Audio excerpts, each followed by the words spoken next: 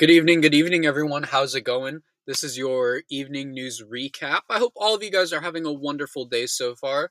My day's been pretty solid. I went out and played some Pokemon Go, caught some shinies in the event that was going on today. Played some Marvel Rivals, so it's been pretty solid. Other than the terrifying news that we have, but I guess that's every day. I hope all of you guys had a wonderful day. Uh, yeah. With that being said, let's get started. I guess.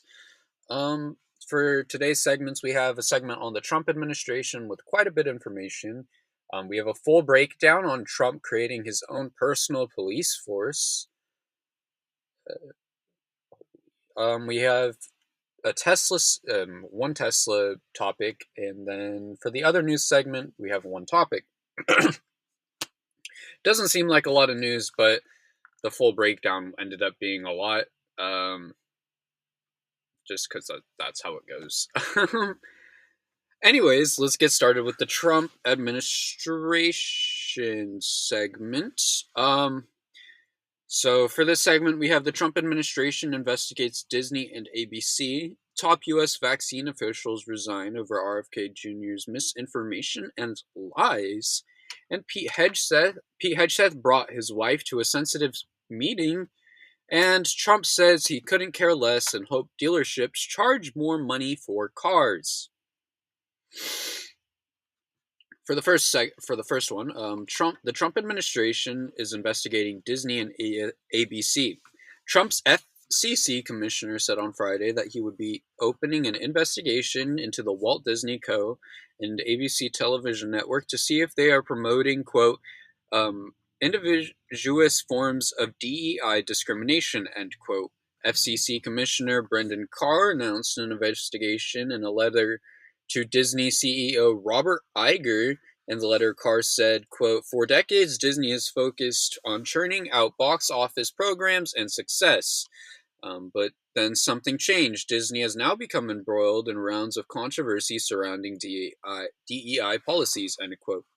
He said that while he has seen reports of Disney rolling back practices of DEI and significant concerns remain. One example cited by Carr was ABC having at least 50% of characters in its TV pilots from unrepresented groups. Carr would go on to write, "At my direction, the FCC has already taken action to end its own promotion of DEI, and I have been pleased to see that some regulated companies are already taking steps towards rooting out discriminatory DEI policies." I forgot to write a response to this one, so this is going to be off the dome, so my apologies if it's terrible. But, so how is a DEI discriminatory? Are you saying it's discriminatory against the white man?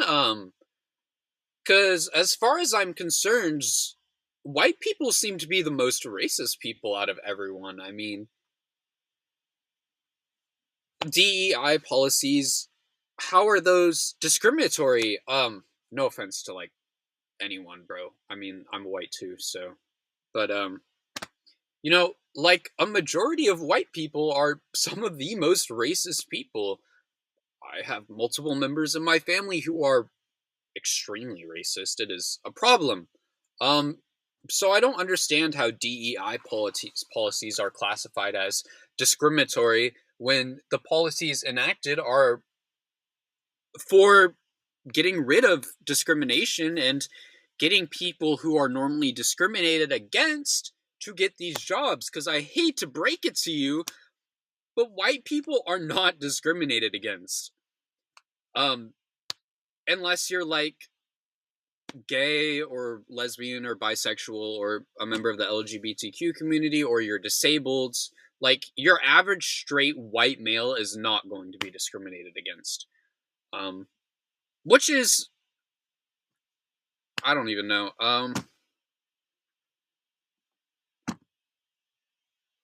Yeah. That's life, I guess. I don't know where I'm going with this one now. I think we should probably just move on. Sorry. The top U.S. vaccine official has resigned over RFK Jr.'s misinformation and lies. I should have wrote a segment on that one. That's my bad. I didn't even realize. Okay. A top vaccine official of the FDA resigned from his job after sending a letter of resignation to Health and Human Services officials on Friday. In his letter to Peter Marks, he wrote, "It's becoming clear that truth and transparency are not desired by the Secretary, but rather he wishes subservient confirmation to his misinformation and lies." Marks was among the group of officials who developed the COVID vaccines in the first Trump administration. In a statement to the BBC, the Health and Human Services Office said that if Mark does not want to be behind restoring um, science to its golden standard and promoting radical transparency, then he has no place at the FDA under strong leadership of the Secretary Kennedy. His resignation will take place on April 5th. Um, RK is such an interesting character, I feel. I mean, to have such a fall off after having such a successful family in politics is crazy to me. I mean, JFK is JFK. We all know what a great man for the most part he is. And along with even his father, RFK, a lot of them worked to prevent a nuclear war, even though we got very close during the Cold War. And they also did bad things like sanctions on Cuba. I mean, for the most part, were great politicians. And to see RFK do the things that he does, I mean, it's kind of just disappointing. Of course, as we know, the Kennedy family does not endorse RFK for any reason or anything whatsoever. But I mean, it truly is disappointing to have one of the greatest political families in American history to have their name, for the most part, tarnished by RFK Jr. I'm very sure that if JFK saw what was happening today, he'd be disappointed. Granted, he'd be like 107 years old, I think, which is old, but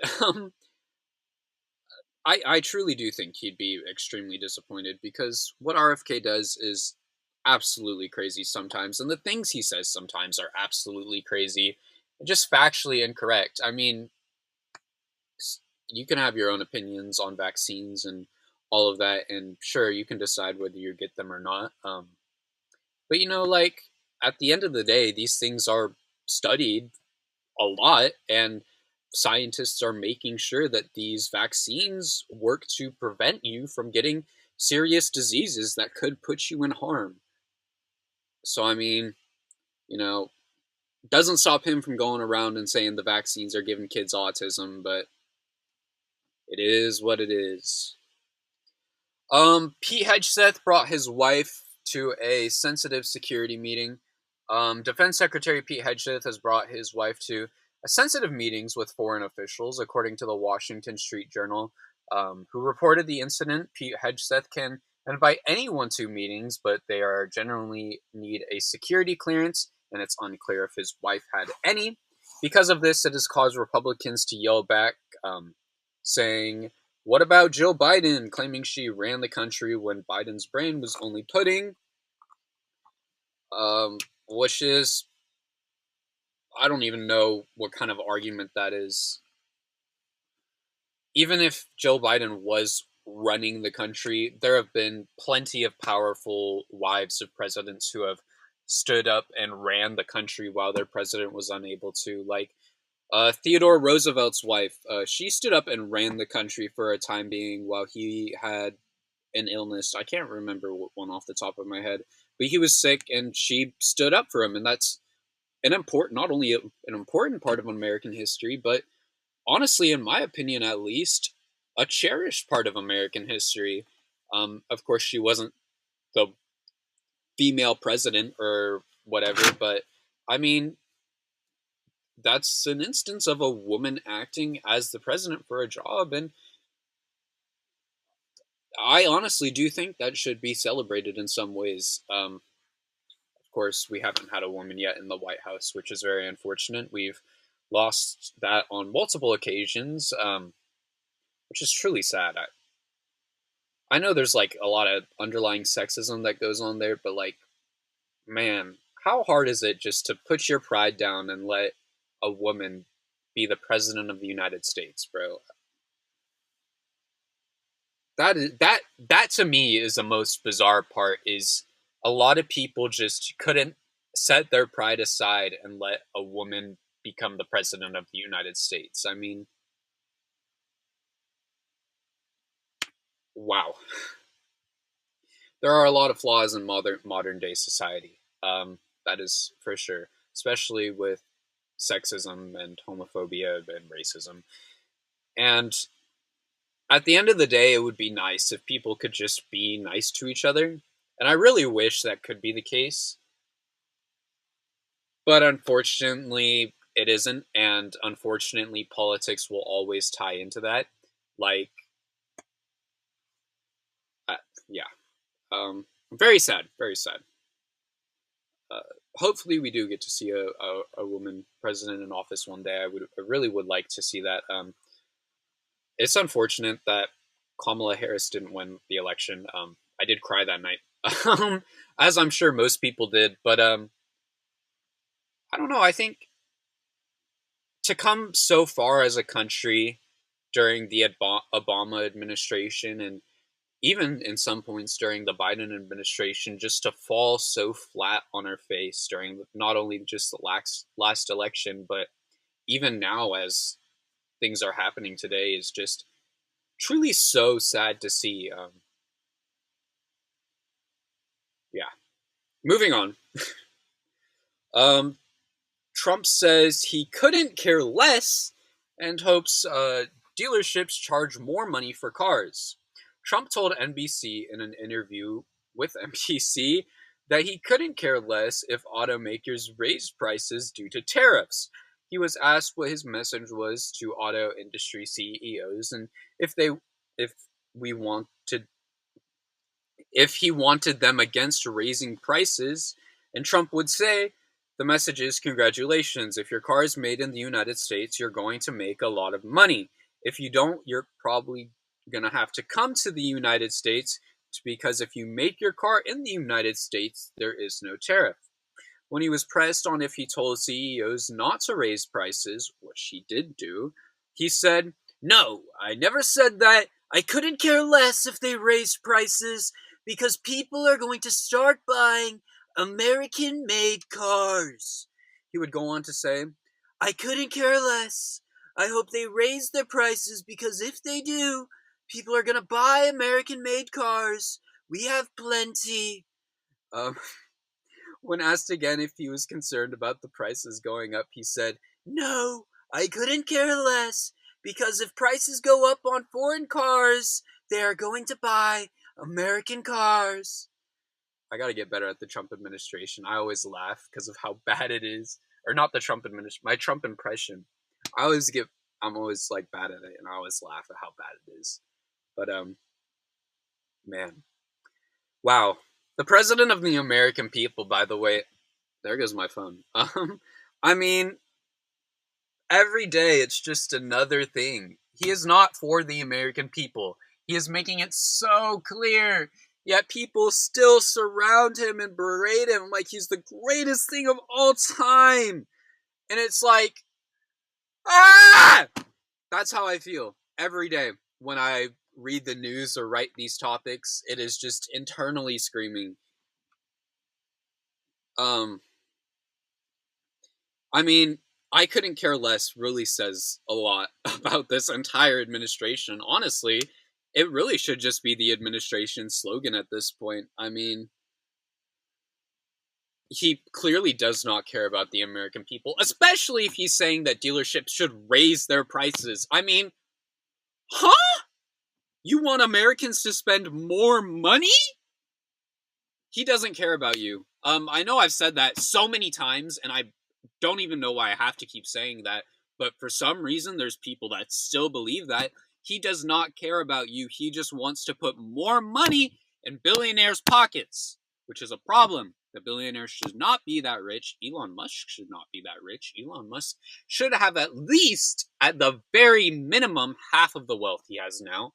But no, that is not the case. You know, if he could care less about the American people, maybe I should run on the idea that I couldn't care more. I mean, I truly do care about the American people.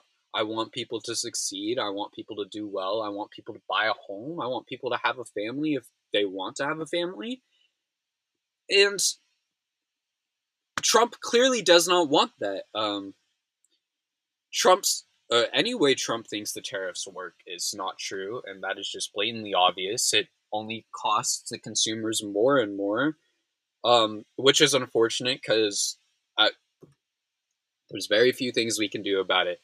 And if we really want to do something, a lot of people are going to have to stop caring about what happens. But unfortunately, I think we're a bit too frazzled, and not a lot of us agree in that aspect. I know a lot of people agree in the idea of starting an R word like the French people back in the day, but and like our founding fathers before us, but I don't think we're all on the same page enough for that, which is truly unfortunate. But maybe one day.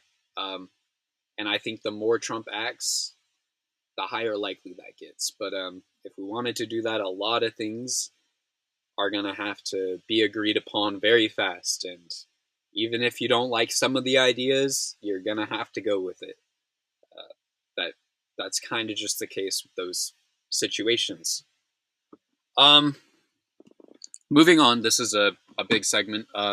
So yesterday, Trump released an executive order called "Making the District of Columbia Safe and Beautiful." No media has reported on this. No mainstream media has reported on this. Really, it's not out there at all. It's not being reported on. It's not being talked about, which is an unfortunate situation because it really should be being talked about because of the contents of this executive order. It's genuinely terrifying. This was a move created by the president and has been left unannounced. It was signed and released on March 28th, 2025, on the White House official page. The media and many popular journalists have not said a word yet, but that won't stop me from speaking out against it because people need to know. This isn't fear-mongering. This is me bringing you the information and providing you with the fine print that a lot of people seem not to notice when these executive orders go around. So with that being said, buckle in. This is going to make this video probably a heck of a lot longer. Donald Trump has signed an executive order to, quote, make the District of Columbia safe and beautiful, end quote. But unfortunately, it's not what it sounds like. In Section 3 of this order, Trump creates the D.C. Task Force. The task force shall be chaired by the Assistant President and Homeland Security Advisor or his designee, and shall otherwise include representatives from the following departments and agencies or components selected as such. The list of agencies include the Department of Interior, the Department of Transportation, the Department of Homeland Security, the Federal Bureau of Investigation, the United States Marshal Service, the Bureau of Alcohol, Tobacco, Firearms, and Explosives, the United States Attorney's Office, the District of Columbia, the United States Attorney's Office for the District of Maryland, and the United States Attorney's Office for the District of Eastern Virginia. The order goes on to say this task force may, to the extent permitted by law, request operational assistance from and coordinate with the Metropolitan Police Department of the District of Columbia, Washington Metropolitan Area Transit Authority, United States Park Police, Amtrak Police, and other federal local offices as appropriate. So in this segment, I have highlighted multiple sections on what I believe is the most important. This is my first highlighted portion. The task force will coordinate on the following tasks, directing maximum enforcement of federal immigration law and redirecting the federal, state, or local law enforcement resources to apprehend and deport illegal aliens in Washington, D.C. metropolitan area, monitoring the District of Columbia's sanctuary city status in compliance with endorsement of federal immigration law, providing assistance to facilitate the promote and complete acceleration. I don't know how to say that word. ACCREDITATION. I don't know how to pronounce that, but if somebody can let me know, let me know. Of the District of Columbia Forensic Crime Laboratory in collaboration with the leadership and union, providing MPD with assistance to facilitate the recruitment, retention, and capabilities of police officers to facilitate with federal personnel, resources, and expertise to reduce crime. That is the end of the first highlighted part. Collaboration with local government entities to next highlighted part, provide assistance and increase speed and lower the cost of processing concealed carry license in the District of Columbia. That's the end of that highlighted part. Review and appropriate revising federal prosecutorial policies on seeking predatory detention of criminal defendants to ensure that individuals who pose a genuine threat to public safety are detained to the maximum extent permitted by the law. Collaboration with appropriate local government entities to provide assistance to end fair invasion and other crime within the Washington metropolitan area. Transit authority system. The deploying and more robust federal law enforcement presence and coordinating with local law enforcement to facilitate the deployment of a more robust local law enforcement presence appropriate in the areas of the District of Columbia, including such areas as the National Mall and Memorial Parks, museums, monuments, Lafayette Park, United Station, Rock Creek Park, and Nicosia Park, the George Washington Memorial Parkway, the Suitland Parkway, and the Baltimore-Washington Parkway, and ensuring all applicable quality of life, nuisance, and public safety laws are strictly enforced, such as those prohibiting assault, battery, and latency, graffiti, and other vandalisms, unpermitted disturbances and demonstrations, noise, trespassing, public intoxication, drug possession, sale and use,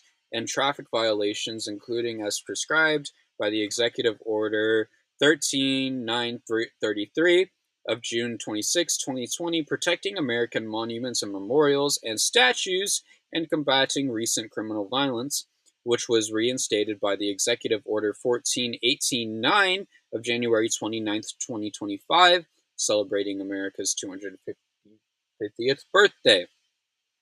This is the final segment of the article and the final highlighted point. Trump says the task force shall report to me necessarily through the Assistant President and Homeland Security Advisor regarding safety in the District of Columbia and the tasks set forth in subsection C of this section. As part of the reporting, the Attorney General, in consultation with the task force, shall assess whether the public safety circumstances of the District of Columbia require additional executive action. Now I got a long response for you guys. You guys should be so excited. This was just half of the protection order, and it only, or not, this was just half of the order, and it only includes the protection half. There is a whole order on making DC look nicer, so if you want to go read it, please go check it out. It's on the White House's official website under Making DC a Safer, More Beautiful Place. I believe that's what the name is. But there's a lot to assess here. I think a lot to think about, but I want to cover the recruitment and retention part first. Trump, with this order, wants to use his new DC task force to cut down on crime and other issues in the DC metropolitan area. To do this, he needs to recruit people for his task force. The order says the administration will work with the MPD to facilitate the recruitment and retention capabilities of its police officers and to facilitate the work of federal personnel resources and expertise to reduce crime. This is a neon green flashing sign for Trump loyalists to work for Trump's agenda. He wants people to monitor what happens in the DC area and report back to his assistant president in detail, which would mean anyone working for the organization would work to police anything not fitting the Trump agenda. If Mr. Trump doesn't like it, you're done. Moving on, the order plans to make it easier for individuals to get concealed carry licenses, making it cheaper and a faster process. This would likely and definitely will cut down on components that make it harder for people to get guns who shouldn't have them. This would also put more guns on the street, which is a big enough problem in itself. Let me give you a situation to put an example in your head of how something like this could play out. John is a gay man attending a pride parade in the DC area, but Trump and his task force claim the parade is forcing wrong ideologies on children. So the DC task force, under Trump's command, moves to end the parade and prevent it from continuing. John, who is watching this parade and seeing people be arrested for what he thinks there is no reason for, decides to say something and gets into a tussle with a Trump loyalist that has a concealed carry permit. But John does not. John does not have a concealed carry permit. The loyalist decides John is acting against a Trump officer and decides to try and place John under arrest.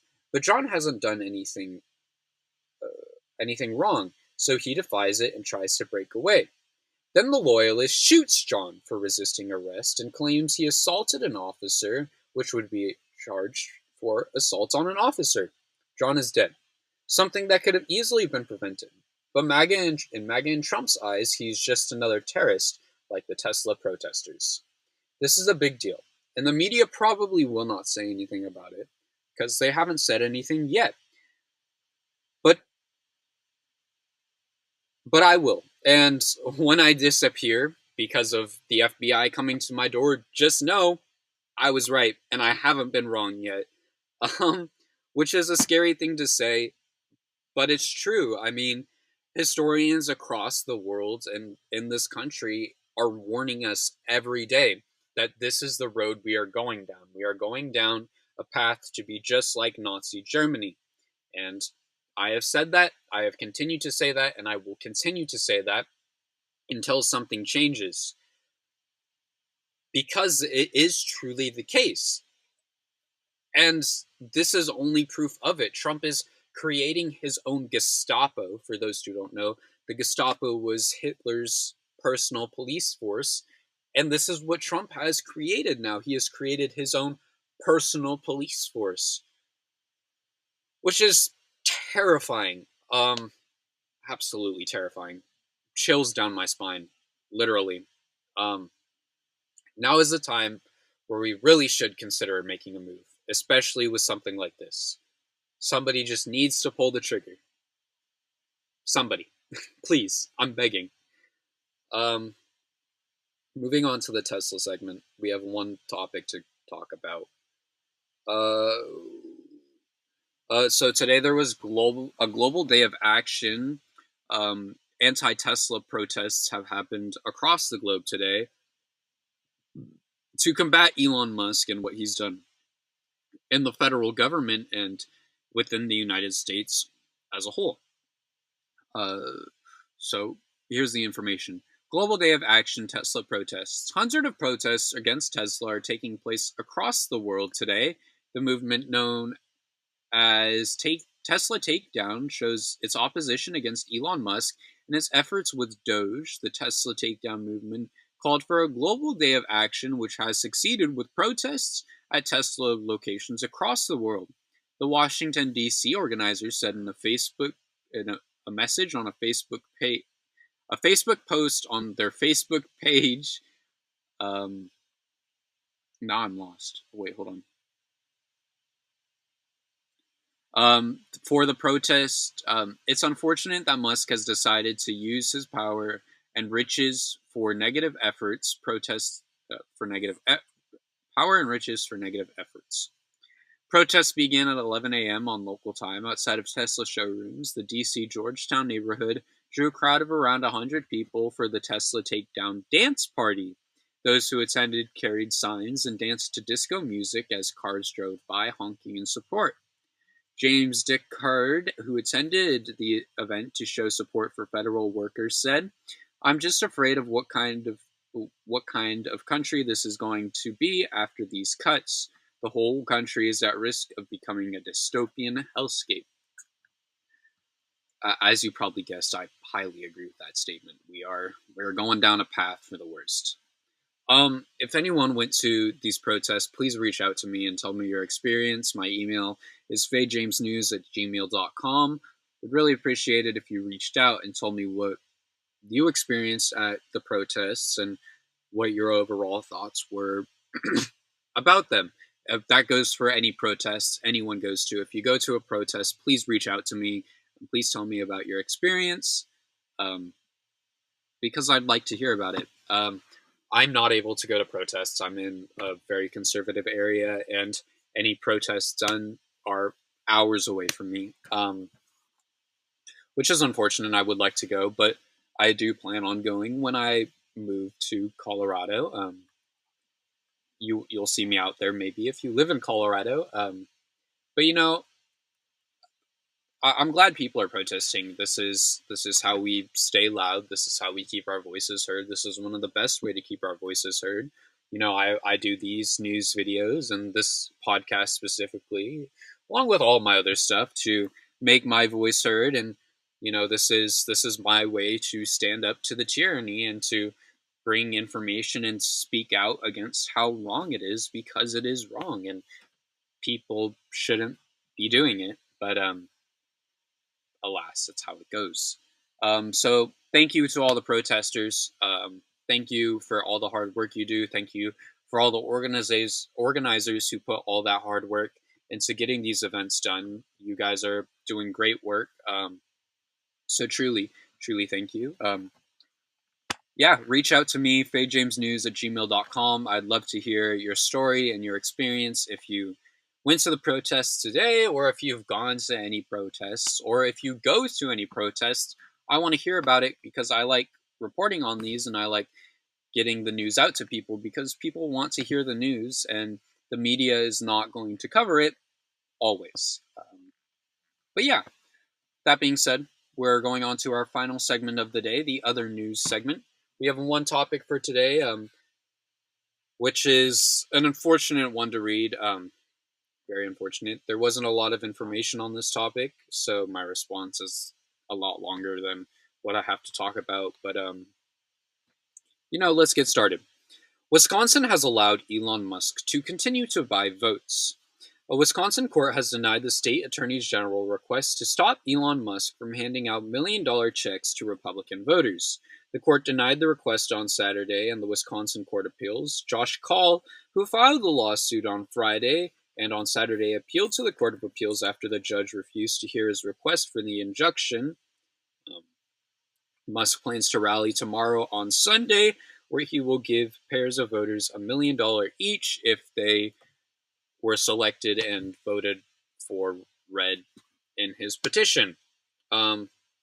As we know, yesterday, I talked about it, Josh Kaul, he sued Elon Musk, sent a lawsuit to the courts against him buying votes. I'm not even going to quote that. That's just factual information. He is currently buying votes and paying people to vote a specific way, and he took it to court, and the federal courts have essentially said, no, that's not illegal, when it definitely is. There is no going around that. It definitely is illegal to buy votes and pay people to vote a certain way. But I mean, what are you going to do about it, I guess? You shouldn't be able to do it in the first place, but this is how they get you. This is how they're going to get more people in MAGA. This is how they're going to get MAGA itself to continue supporting them. They are just going to say, hey, if you vote for us in a certain way, we'll give you some money. They don't like you. Hate to break it to you, but transferring $1 million to people, you still got to pay a very high tax on that. You are not going to get that full $1 million. And sure, that might be helpful to you, but at the end of the day, there's a lot better things you could be doing. Um. Anyways, for my statement, there's no way he can get away with this. I mean, are we really gonna let a man buy votes? Where did we go wrong in this country where billionaires are able to legally buy people's votes? How? Where are we at? What timeline are we in right now? Sometimes I honestly wish I didn't spend all my free time throughout middle school and high school learning about history and politics every day for hours on end. I wish I could, be as Trump said and care less. I'm gonna keep joking about that. No one's gonna stop me. But you know, I did, and I'm actually very glad that I dedicated so much time in my life to learning about history of the world and learning about politics as a whole. You know, being in middle school, I never thought I would be where I am now, not only being a social media personality in a sense, but wanting to run for office someday. I always knew I was going to try and help people in a specific way, but I didn't think I'd be a politician. But I think, uh, I don't know what I think. But that's not the case. And like I said, I'm not upset about it. I'm very glad. One day, I'll be in office and I'll stand up for the American people on issues like this because it's not okay and it never should be okay for a billionaire to buy votes from anyone. It's not okay at all. And I will continue to stand up for the American people, even if I don't make it to office. I will definitely run in 2030. I will be running for state representative. I can promise you that now. Nothing will change. And even if I lose, I will still dedicate myself to running for you and supporting you and doing what I can to make sure you guys are helped because the American people don't deserve to be abused. You guys deserve to have politicians who stick up for you and who deserve to spread or who spread their message and spread a message that the American people vote for. This isn't this isn't something that should ever be an issue. We should never in a million years have an issue with people buying votes. Yet it is, and it needs to be solved. And I want to solve that. Um, I want to solve a lot of things, but if people buying votes is going to be an issue, that is something I want to solve first because that undermines everything about American democracy in every single way. Um, so yeah, you know, as unfortunate as it is that I know so much and it stresses me out so much to see all the things that are happening. I'm glad I have spent so much time in my life learning about politics and history and being able to comprehend issues that shouldn't exist and being able to relate current issues to previous issues in our world's history and say, hey, that's not right because these people did it however many years ago, and it was really fucked up. We are doing the same thing that these people did, and it wasn't a smart idea. And I think it's not only important to not or to have that information, but um, I think it should be very important for American leaders to at least have basic grasps on concepts of what is right, what is wrong, what they should or shouldn't be doing to benefit the American people, instead of just government lobbying and putting money in their pockets. Um, yeah. With that being said, that's kind of it for today. Longest one by far. I think it's getting to be about almost 40 minutes in recording this. Um, I hope all of you guys had a wonderful day so far, whether you're on YouTube, Substack, or whatever you're on watching this. I hope it's all well. I have kind of a solid viewership on Apple Podcasts too. I don't know how that works, but if you're watching on Apple Podcasts, reach out to me because I don't even know how to access to that. So I have no clue how well my things do well on there or how much outreach they get on there. So yeah, message me. Let me know what the experience is like, because I honestly have no clue on what's going on over there. But yeah, with that being said, thank you everyone for watching. Hope all of you guys have a wonderful evening. I'll see you guys all tomorrow with another news recap. Yeah, later, guys.